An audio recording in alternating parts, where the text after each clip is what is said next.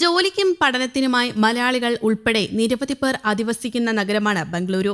അവധിക്കാല യാത്രകൾക്ക് ബംഗളൂരുവിൽ നിന്ന് കൂടുതൽ പേരും ഗോവയിലേക്കാണ് പോകുന്നത്. ഇനി ഈ യാത്രകൾ കൂടുതൽ എളുപ്പമാകും. ബംഗളൂരുവിൽ നിന്ന് ഗോവയിലേക്ക് പുതിയ വന്ദേഭാരത് എക്സ്പ്രസ് സർവീസ് ആരംഭിക്കുമെന്ന് ദക്ഷിണ പശ്ചിമ റെയിൽവേ ഉദ്യോഗസ്ഥരെ ഉദ്ധരിച്ച റിപ്പോർട്ടുകൾ പുറത്തുവരുന്നു. ഏകദേശം 13 മണിക്കൂർ കൊണ്ട് ഗോവയിൽ എത്തിച്ചേരാൻ കഴിയുന്ന രീതിയിലാണ് ഈ സെമി ഹൈസ്പീഡ് ട്രെയിനിന്റെ സമയക്രമം തയ്യാറാക്കിയിരിക്കുന്നത്. ഇത് സംബന്ധിച്ച റിപ്പോർട്ട് റെയിൽവേ ബോർഡിന് സമർപ്പിച്ചിട്ടുണ്ട്. ബോർഡ് നിർദ്ദേശം അംഗീകരിച്ചു കഴിഞ്ഞാൽ പുതിയ വന്ദേഭാരതിന്റെ സമയക്രമം ഔദ്യോഗികമായി പ്രഖ്യാപിക്കും. നിർദ്ദിഷ്ട പദ്ധതി അനുസരിച്ച് ആഴ്ചയിൽ 6 ദിവസമായിരിക്കും വന്ദേഭാരത് സർവീസ് നടത്തുക. രാവിലെ 6:05 യശ്വന്ത്പൂരിൽ നിന്ന് പുറപ്പെട്ട് വൈകിട്ട് 7:15 മഡ്ഗാവിലെത്തും. യാത്ര പൂർത്തിയാക്കാൻ ഏകദേശം 13 മണിക്കൂർ 10 മിനിറ്റ് എടുക്കും. ഹാസൻ, സകലേഷ്പൂർ, സുബ്രഹ്മണ്യൻ റോഡ്, പാഡിൽ എന്നീ 4 സ്റ്റേഷനുകളിൽ ട്രെയിനിന് സ്റ്റോപ്പുണ്ട്. തിരിച്ച് വൈകിട്ട് 5:30 മഡ്ഗാവിൽ നിന്ന് പുറപ്പെട്ട് രാത്രി 6:40 യശ്വന്ത്പൂരിലെത്തും. ദക്ഷിണ പശ്ചിമ റെയിൽവേയുടെ തീരുമാനമനുസരിച്ച് മംഗളൂരു ജംഗ്ഷൻ, മംഗളൂരു സെൻട്രൽ സ്റ്റേഷനുകൾ ഒഴിവാക്കി ട്രെയിൻ പാഡിൽ ബൈപ്പാസ് വഴിയായിരിക്കും സഞ്ചരിക്കുക. ചിക്കബനാവരയ്ക്കും ഹസനും ഇടയിൽ ട്രെയിനിന്റെ വേഗത മണിക്കൂറിൽ 110 കിലോമീറ്ററിൽ നിന്ന് 130 കിലോമീറ്ററെ വർദ്ധിപ്പിക്കാൻ റെയിൽവേ നിർദ്ദേശിച്ചിട്ടുണ്ട്. അന്തിമ സമയക്രമം നിശ്ചയിക്കുന്നതിന് മുൻപ് ട്രയൽ റണ്ണുകൾ നടത്തും. ഓട്ടോമാറ്റിക് എമർജൻസി ബ്രേക്കിംഗ് സംവിധാനമുള്ള 2 വന്ദേഭാരത് റേക്കുകൾ ഉപയോഗിച്ചായിരിക്കും ട്രയലുകൾ നടത്തുക.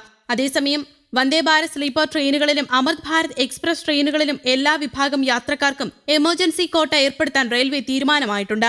ആദ്യം സ്ത്രീകൾ, മുതിർന്ന പൗരന്മാർ, ഭിന്നശേഷിക്കാർ, ഡ്യൂട്ടി പാസുകൾ എന്നിവർക്കാണ് പ്രത്യേക കോട്ട അനുവദിച്ചിരിക്കുന്നത്.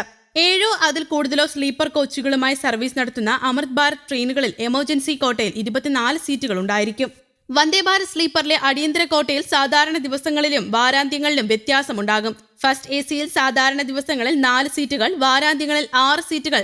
സെക്കൻഡ് എസിയിൽ സാധാരണ ദിവസങ്ങളിൽ 20 സീറ്റുകൾ, വാരാന്ത്യങ്ങളിൽ 30 സീറ്റുകൾ. തേർഡ് എസിയിൽ സാധാരണ ദിവസങ്ങളിൽ 24 സീറ്റുകൾ, വാരാന്ത്യങ്ങളിൽ 42 സീറ്റുകൾ എന്നിങ്ങനെയാണ് അടിയന്തര കോട്ട. ഇത് മുൻകൂർ റിസർവേഷൻ കാലയളവിൽ അല്ലെങ്കിൽ ബുക്കിംഗ് അവസാനിക്കുന്നതിന് മുമ്പ് ഏതാണ് ആദ്യം വരുന്നത് എന്നത് പ്രകാരം റിസർവ് ചെയ്യാം. അടിയന്തര കോട്ട പുനഃപരിശോധിക്കാൻ ഇനി മുതൽ സോണൽ റെയിൽവേകൾക്കും അനുമതി ഉണ്ടാകും.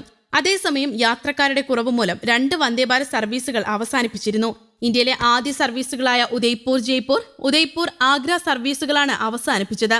ഇവയ്ക്ക് പകരം റൂട്ട് മാറ്റി ഉദയ്പൂർ അസർവ സർവീസ് നടത്താനാണ് റെയിൽവേയുടെ തീരുമാനം. ഇന്ത്യയിൽ സർവീസ് നടത്തുന്ന 82 വന്ദേഭാരത് വണ്ടികളിൽ യാത്രക്കാരുടെ എണ്ണത്തിൽ കേരളത്തിലെ 3 ട്രെയിനുകളാണ് മുന്നിൽ. 200% ഇവയിലെ ഒക്യുപ്പൻസി. എന്നാൽ മൊത്തം വന്ദേഭാരതുകളും പരിശോധിച്ചാൽ പകുതിയോളം ട്രെയിനുകളിൽ യാത്രക്കാരുടെ എണ്ണവും ഒക്യുപ്പൻസിയും കുറവാണ്.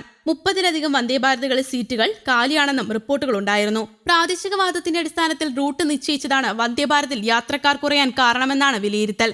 എന്നാൽ കേരളത്തിന് അനുവദിച്ച ബംഗളൂരു തിരുവനന്തപുരം വന്ദേഭാരത് സ്ലീപ്പർ ട്രെയിനിന് സർവീസ് കോട്ടയം വഴിയായിരിക്കുമെന്നും സൂചനയുണ്ടായിരുന്നു. രാത്രി 7:30 തിരുവനന്തപുരത്ത് നിന്ന് പുറപ്പെട്ട് രാവിലെ 7:30 ബംഗളൂരുവിലെത്തുന്ന രീതിയിലായിരിക്കും സമയക്രമം. ഇക്കാര്യത്തിൽ റെയിൽവേ ബോർഡ് ഉടൻ അന്തിമ തീരുമാനമെടുക്കും. 16 AC കോച്ചുകൾ ഉണ്ടാകും. Third AC 2300, second AC 3000, first AC 3600 രൂപ എന്നിങ്ങനെയാകും തിരുവനന്തപുരം മുതൽ ബംഗളൂരു വരെയുള്ള ഏകദേശ നിരക്ക്. News desk, Kerala Kaumudi.